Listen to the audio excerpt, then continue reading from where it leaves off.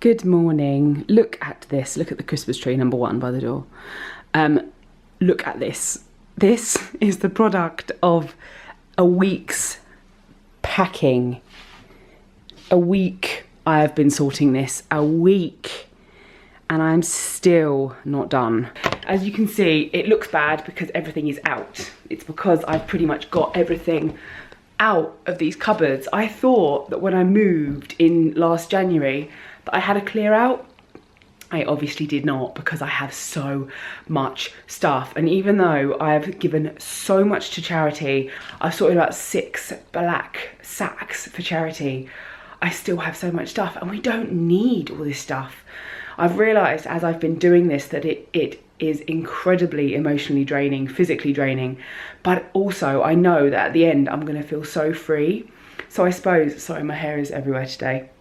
So I suppose this video is just about telling you to think about what you own. Can you sort things out? Can you donate to charity? Can you free up a bit of your space, a bit of your life for just some freedom of it? I am a massive, let me rest my arm. I can't even hold my arm up because I'm so tired.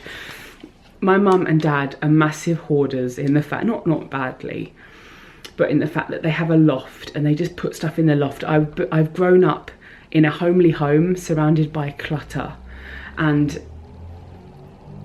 I am a product of that. I love to live around a lot of things, but we don't need these things. I've been thinking to myself, for instance, with my clothes, I have a lot of clothes that are smaller, and I've been thinking, and I've looked at it, I'm like, I like that. And I've been thinking to myself, if I could fit into that, would I wear it right now? And if the answer is, then I give it to charity. If the answer isn't, I would love to wear that and it makes me feel confident, it makes me feel sexy, whatever, it's going. I just want to be moved now. I just want to be done and feel like I am decluttering. Because Helena has moved so many times that she doesn't have a lot of stuff. So obviously this is only the second time I'm ever moving in my life. And she was like, oh, you only need a couple of pairs of trainers.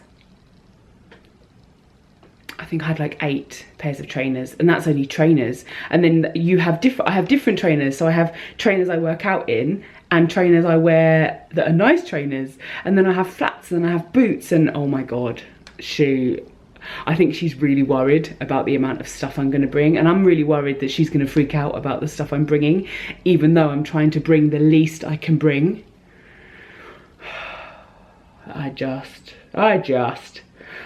Please, can we just fast forward? Can we just fast forward? I need like a Bernard's watch. Did you ever watch that? I think that was an English program where it was like a kid and he could stop time. If I could just stop time and just take time to just do this, or even just get a big torch and just put it all on a bonfire and just set a light to it and be like, right, I'm now minimalist. I don't care. I'll live in this for the rest of my life.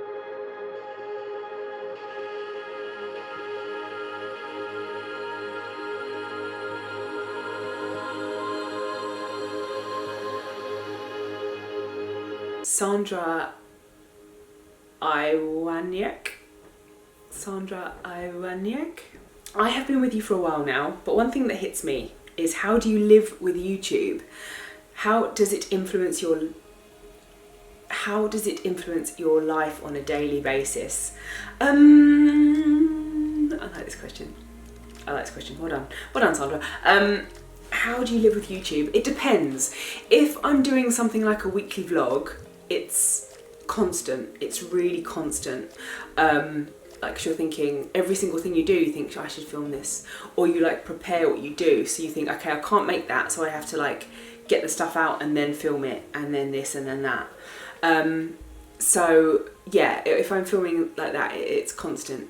But for instance, if it's like a normal week, it affects me in the way that I'm aware that I have to film, and then I'm aware that I have to edit. Editing takes me a long time, so I'm always aware of it. And I have such an incredible fan base, and I have an incredible audience that I don't have to deal with any negativity. Like, sometimes I get iffy comments that piss me off.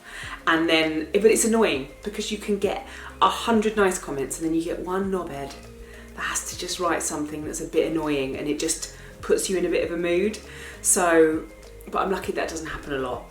But in terms of filming, it's constant, but it always has been. So I'm used to it. I'm used to it. But I notice it more when it affects Helena, because I see, like for instance, I said, can I film this? And we did an angle and she was like, I don't like that angle. And then I did another angle, she was like, oh, that's fine. So I notice it more when it's on someone else, because it's always been my life. For 10 years I've been doing this. It's just the way I live, so I love it. And that's why I do it full time, and that's why I wouldn't change this for the world.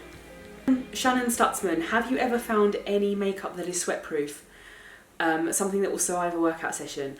I personally don't like wearing makeup when I work out, because when I used to go from work straight to the gym and work out, I would find that if I had a full face on right now, it would keep me so much hotter, because your sweat can't release easier out of the layer.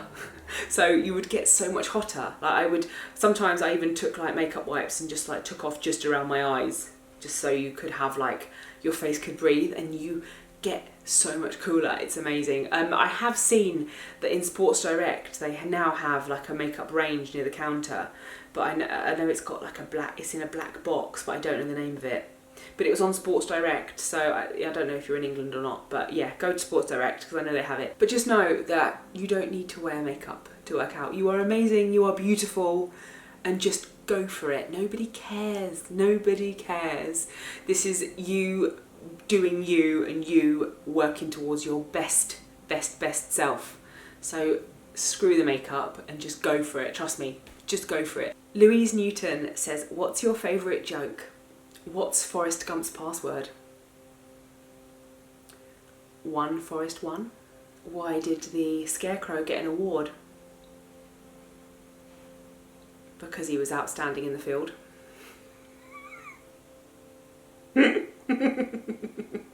Alicia Robert. I know your name, I always see your name, always. I just don't know exactly how to pronounce it. Alicia, sorry.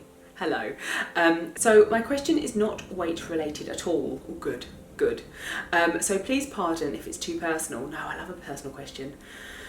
I was recently reading a lot about how bisexual people are really marginalised, and people tend to treat them as though their sexual identity is dependent on the gender of the partner at any given time.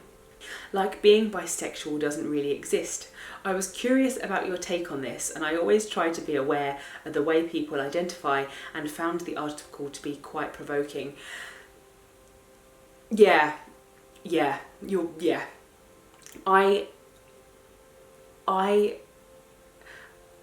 I tend to think that being bisexual, people think isn't really a thing, or they think it's just people being greedy, and therefore it's just, I don't know. I've always kind of struggled with it.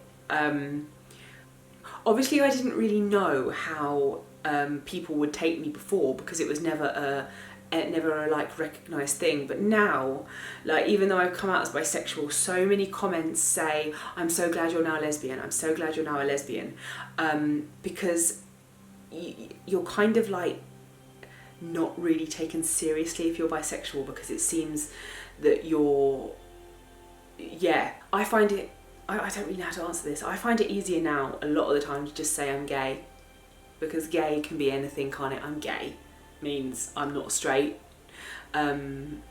because so many people just consider me to be lesbian, and that's fine. It's absolutely fine. I would love, because also I feel that being a lesbian, from the people I follow and the people I know, is so much cooler. I really think that, and I know that's ridiculous to say, but just the way you're treated as a bisexual person is kind of seen as not a thing, but if you're lesbian, it is seen as a thing.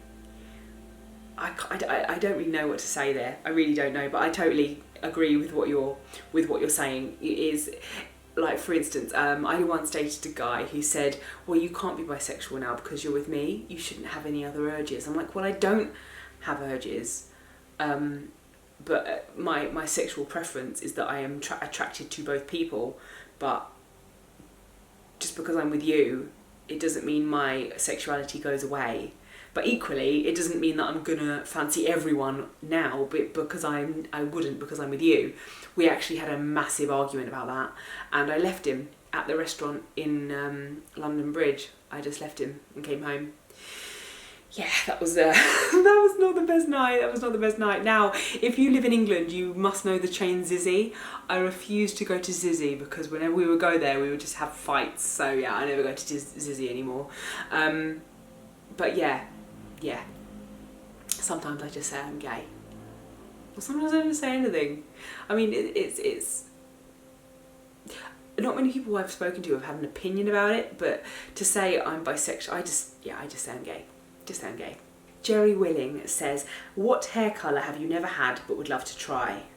I'd love to try like a light kind of greeny teal colour.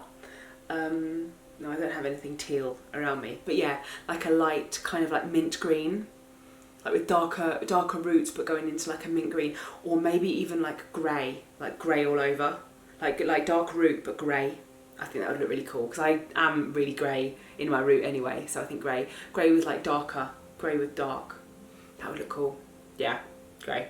Geneva Paul says, are you still eating vegan meals? Yes, I am 100%. I am not, I did the whole plant-based diet last year. I'm saying diet meaning eating plan, not the fact it's a diet.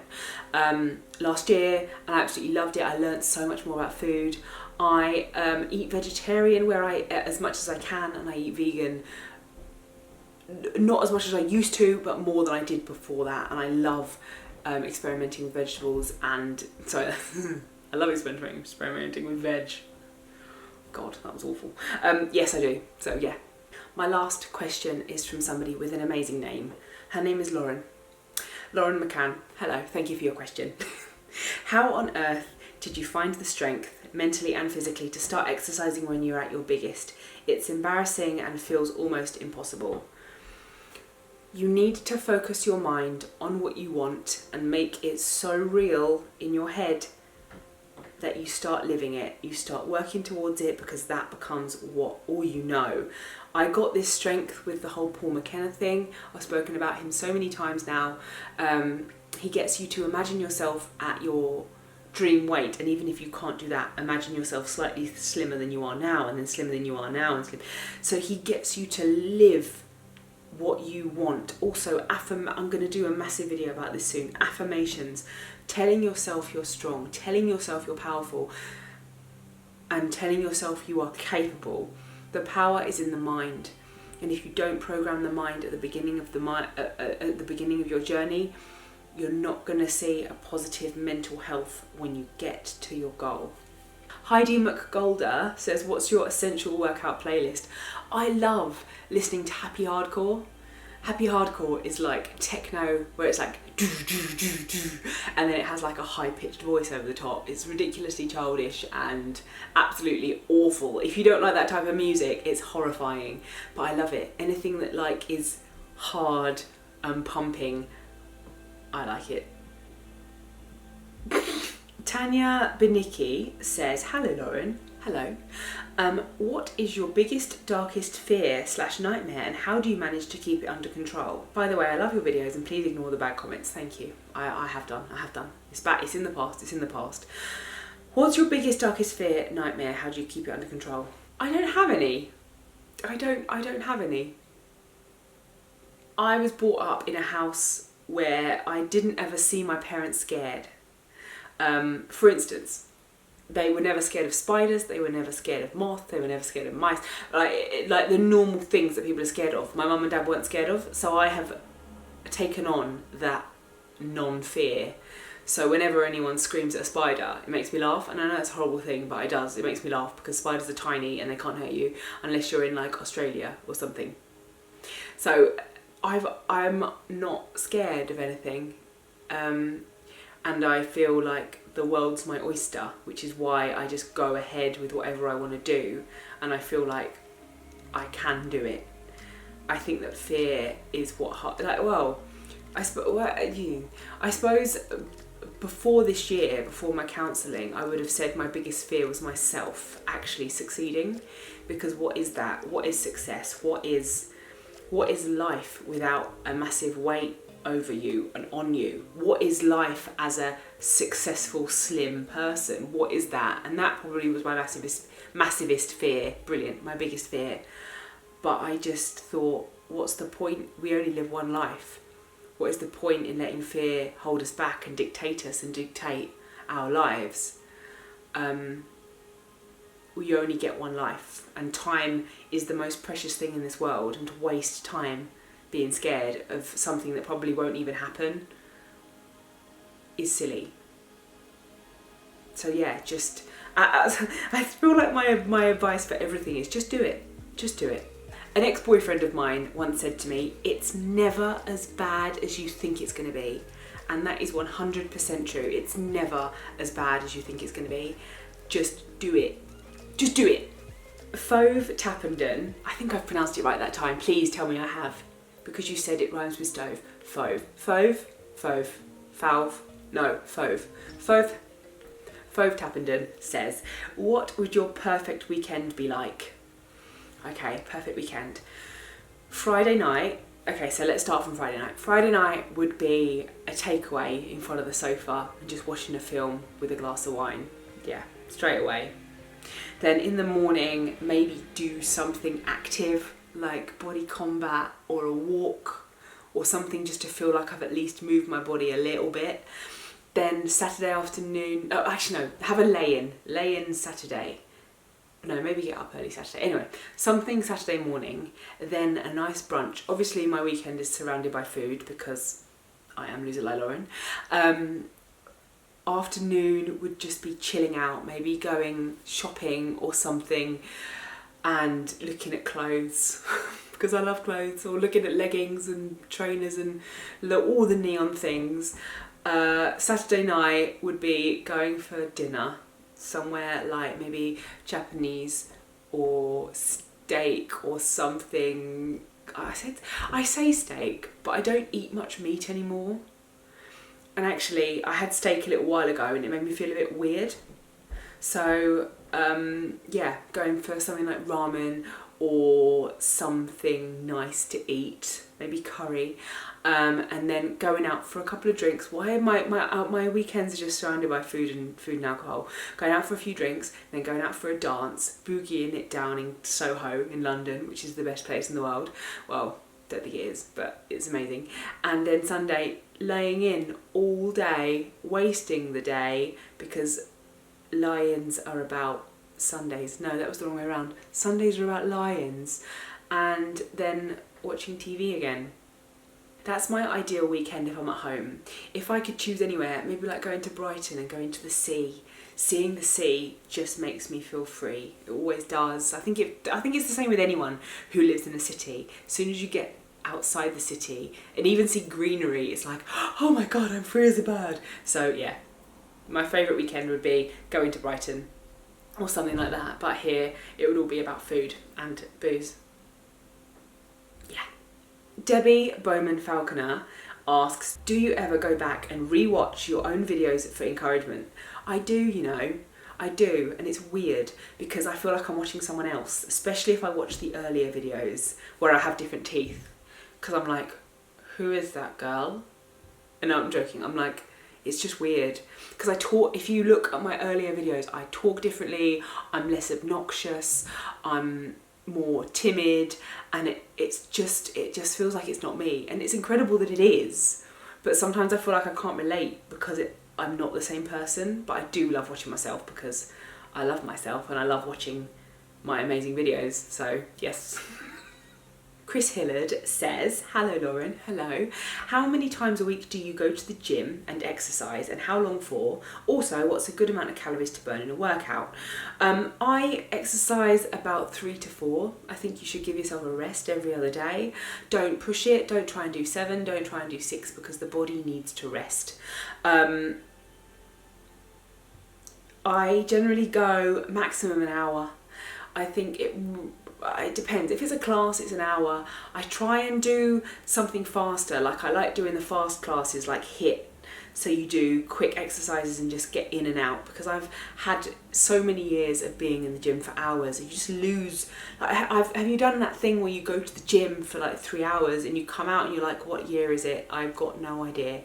So just try and get the workout in, get out, enjoy the day, enjoy your life. What's a good amount of calories to burn? It depends what you're doing, and it depends, calories so subjective, so it depends on how tall you are, how much you weigh, what exercise you're doing, how long for. It depends. It really depends. So just make sure that you're out of breath, that it doesn't hurt, that you're pushing yourself, and that you're making sure that you've got the right kind of mindset when you're working out. Like, I love to think, my mum always used to say, don't go home with that energy, don't go home with that energy. So if you still have energy, like, not in like I'm going to deplete all energy until you're like lying on the floor, but like, if you know you can do more, do it. That's it. And I love having the mindset of you are strong, you are powerful. I love that. If you're in a class and you focus on that when you're feeling a bit like you're gonna fade, you are strong, you are powerful, you are the best version of yourself. It makes you push harder. It just does. So I hope that helped. Karen Simpson says, do you and Helena eat the same meals, and does she exercise with you? Does she support you in a less active / practical way? I cook, so yes, we do eat the same. She will pretty much eat whatever I put in front of her. She is, if I said to her, we're having beans tonight with some kale, she'd be like, that's disgusting, no. But yeah, if I actually make it for her and put it in front of her, she'd eat it and she'd enjoy it. Not that I ever cook her beans and kale, because why would I do that? I'm not a monster. But yeah, she does eat the same as me. We do work out together because, well, she's invited me to her boxing gym, so I work out with her, and that's great. I love that. But equally, she's an incredible boxer, so I feel like I hold her back because I'm just learning, and she always wants to check if I'm okay. So I like to also let her go and do her own workout so that she can get the most out of it, rather than just worrying if I've punched myself in the face a bit too hard. And does she support you in a less active and practical way? Does she support you in a less active and practical way? She supports me with apps. My battery just ran out. My battery just ran out, which means I've been talking for about 8 years. Does she support you in a less active and practical way? She does. She is absolutely incredible. Like, she works full time, but yeah, if I'm sitting here, like for instance today, this is a perfect example.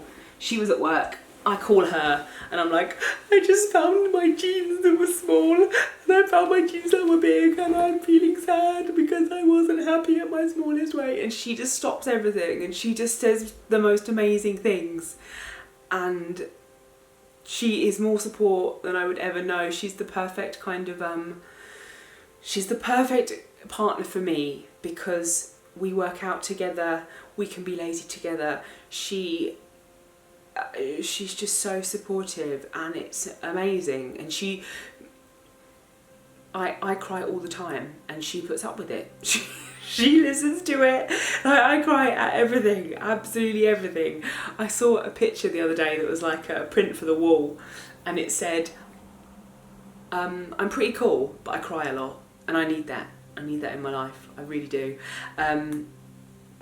But yeah, she's just the other half of me, and I don't know what I'd do without her. She is fantastic, and I can't wait till we're in our place and we're smashing our weight loss goals together, because she wants to improve herself as much as I do, and I can't wait to do it with her. Autumn Ray Moss says, who is your favourite actor?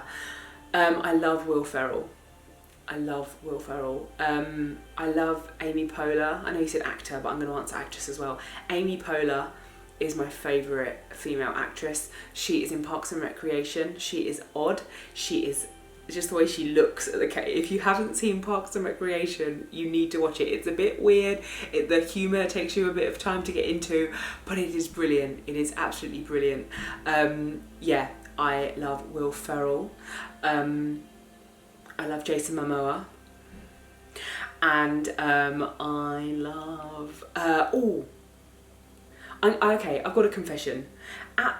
When I started watching Game of Thrones, I liked Jason Momoa, obviously, because he is Khal Drogo. He is amazing.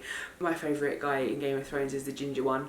Got such a crush on him, it's unreal. Whenever he comes on the screen, Helena always looks at me and goes, yeah. Andekar, Anderkar, says, you once said that you don't agree with weight loss surgery. Can you talk about that? Now this is opening up a can of worms, isn't it? Okay, I'm going to start by saying I am sorry if I offend you with this view. I am very opinionated a lot of the time. And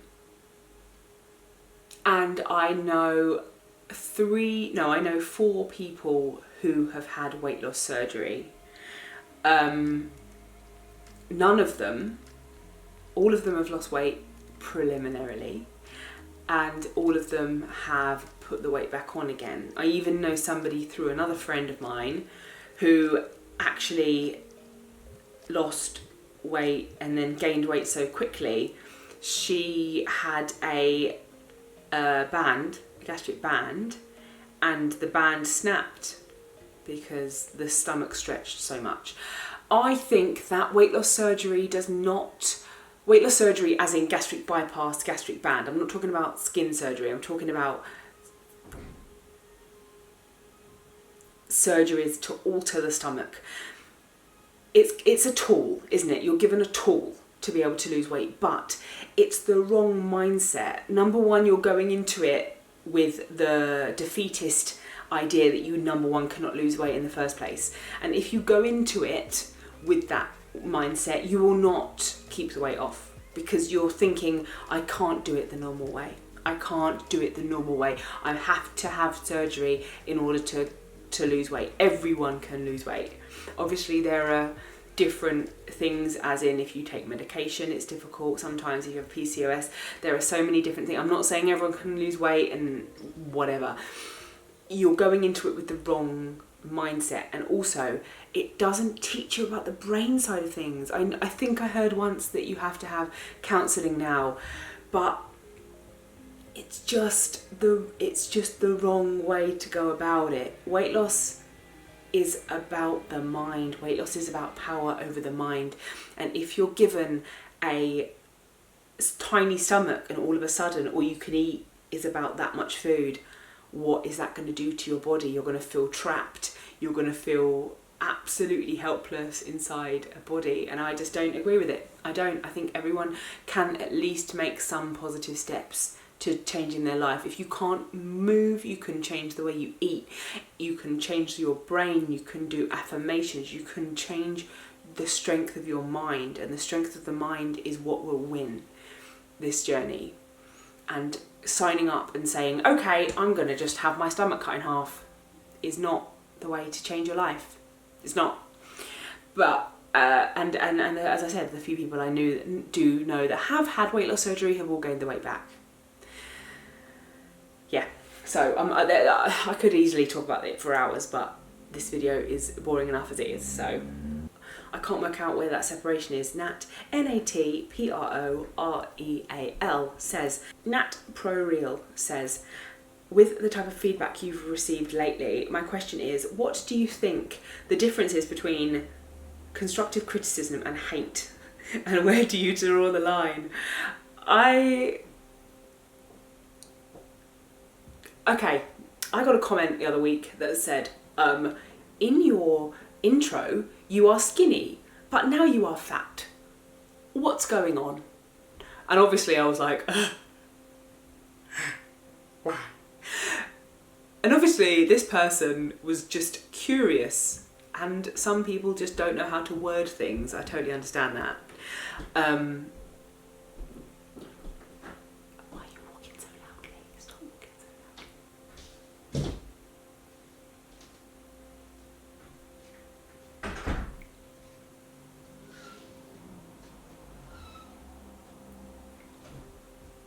So I just think that's like a badly worded comment. Constructive criticism, I think it's all about the wording, and if you use swear words. I think if you use swear words, then it's hate. For instance, somebody commented last year and said, all you did was lose weight, you didn't cure cancer, you fat, see you next Tuesday. That was hate. that was definitely hate. And the comment I got when I did my belly dancing, where I was shimmying around in my beautiful belly dancing belt, somebody wrote, "You look like a fat Christmas tree." So that's hate. I think constructive criticism is if you can see the positivity behind it and the way they word it, and if they do a kiss at the end, that isn't hate, is it? Unless they're being a complete twat. Constructive criticism is obviously hard for anyone to take. For instance, somebody commented last week and said that they feel like with me going back to doing my weight loss videos, I'm shunning my creativity and just tell people to go and watch old videos, and they feel like I'm changing myself to than how I'd actually want to be. And at first I thought, oh, it's hate, but actually I read it a few times and it was a positive comment.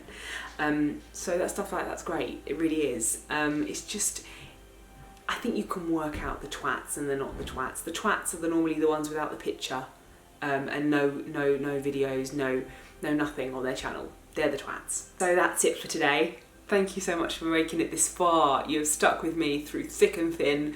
This has been an epic video. If you have made it this far, what should I tell you to comment? Don't comment hashtag I made it, because that makes your comments go into spam, as I found out the other day. Comment I made it and then smiley face or something like that. Thank you so much for watching today. If you want to see more of my face, as I said, there's a Patreon with other videos on it. Go check it out down below. Next week I will be in my new house. So I don't know what I'm going to film. But let me put my arms down. But yeah, thank you so much for sticking with me today. As always, keep losing, keep smiling. I am filming a monthly vlog at the moment, hopefully. I started it today, so you're going to see a snippet of my life in a month's time. You're welcome. Hydration! I need some hydration because I literally have been forgetting that as well. Oh my god, I might just get the spirits out. I'm joking. Anyway, thank you for watching today. Keep losing, keep smiling, and I'll see you next week when I'm in my new flat. Yay!